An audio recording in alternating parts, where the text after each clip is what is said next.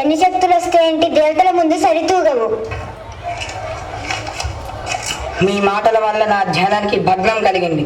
ఇందువలన మిమ్మల్ని 10,000 సంవత్సరాలుగా శిలలుగా ఉండాలని శపిస్తున్నాను. దుర్గామాత రాకతో మీరు శాప విముక్తులవుతారు. నేను దుర్గామాతను. నా ప్రజలను రక్షించుకోవడానికి భూమి పైకి వచ్చాను.